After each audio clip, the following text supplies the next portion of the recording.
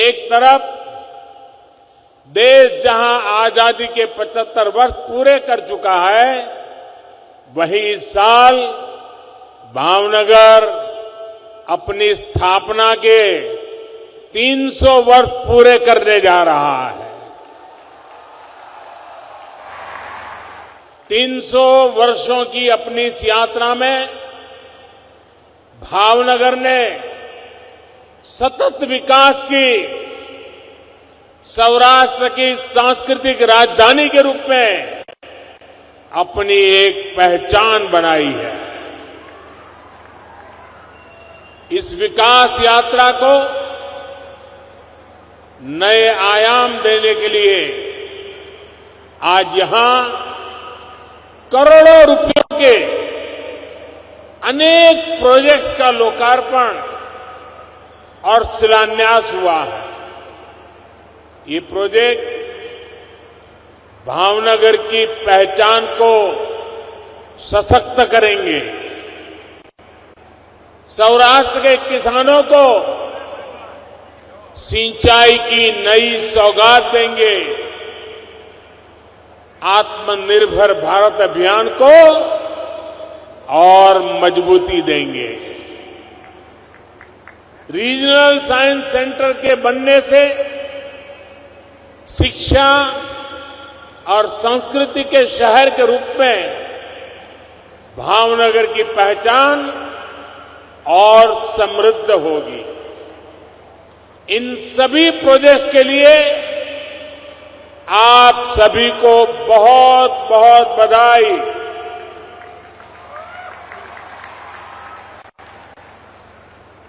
भाइयों और बहनों, जब भी मैं भावनगर आया हूं तो एक बात जरूर कहता रहा हूं, बीते 2.5-3 दशकों में जो गुंज सूरत, वडोदरा और अहमदाबाद की रही है, अब वही गूंज राजकोट, जामनगर और भावनगर की होने वाली है।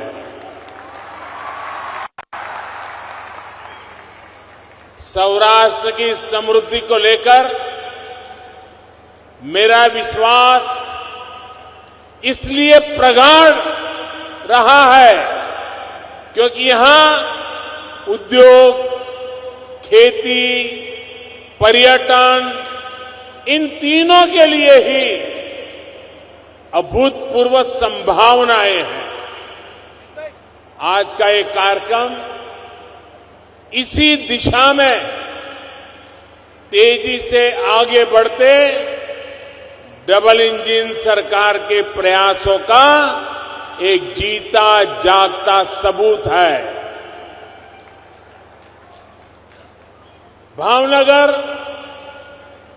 समंदर के किनारे बसा जिला, गुजरात के पास देश की सबसे लंबी कोस्टलाइन है, लेकिन आजादी के बाद कई दशकों में तटीय विकास पर उतना ध्यान नहीं दिए जाने की वजह से ये विशाल कोस्टलाइन एक तरह से लोगों के लिए बड़ी चुनौती बन गई थी। समंदर का खारा पानी यहां के लिए अभिशाप बना हुआ था। समंदर के किनारे बसे गांव के गांव खाली हो गए थे, लोग यहां वहां पलायन करने लगे थे। कितने ही नौजवान सूरत जाते थे, वहां एक ही कमरे में 10-10, 15-15, 20-20 लोग जैसे तैसे गुजारा करते थे। ये स्थिति बहुत दुखद थी।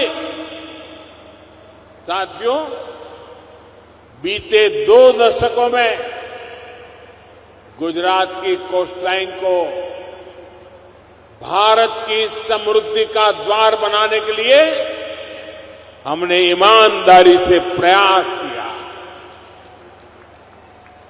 रोजगार के अनेक नए अवसर खड़े किए। गुजरात में हमने अनेकों पोर्ट्स विकसित किए, बहुत से पोर्ट्स का आधुनिकीकरण कराया। गुजरात में आज 3 बड़े एलएनजी टर्मिनल है, पेट्रोकेमिकल हब्स हैं और देश में गुजरात पहला राज्य था जहां पहला एलएनजी टर्मिनल बना था। राज्य के तटीय इलाकों में हमने सैकड़ों कोस्टल इंडस्ट्री डेवलप की, छोटे बड़े अनेक उद्योग विकसित किए। उद्योगों की ऊर्जा की मांग को पूरा करने के लिए हमने कोल टर्मिनल्स का नेटवर्क भी तैयार किया है। आज गुजरात के तटीय इलाकों में अनेक पावर प्लांट जो केवल गुजरात ही नहीं पूरे देश को ऊर्जा देते हैं। हमारे मछुआरे भाई बहनों की मदद के लिए हमने फिशिंग हार्बर्स बनवाए, फिश लैंडिंग सेंटर्स और फिश प्रोसेसिंग को भी बढ़ावा दिया। फिशिंग हार्बर का जो मजबूत नेटवर्क हमने तैयार किया है, उसका भी निरंतर विस्तार किया जा रहा है, उसका आधुनिकीकरण किया जा रहा है। गुजरात के तटीय क्षेत्र में मैंग्रोव के जंगलों का विकास करके हमने कोस्टल इकोसिस्टम को और सुरक्षित बनाया है और मजबूत बनाया है। और उस समय भारत सरकार में जो मंत्री हुआ करते थे, उन्होंने एक बार कहा था कि हिंदुस्तान के तटीय राज्यों को गुजरात से मैंग्रोव का विकास कैसे हो सकता है, ये सीखना चाहिए। ये काम आप सबके सहयोग से गुजरात में हुआ है।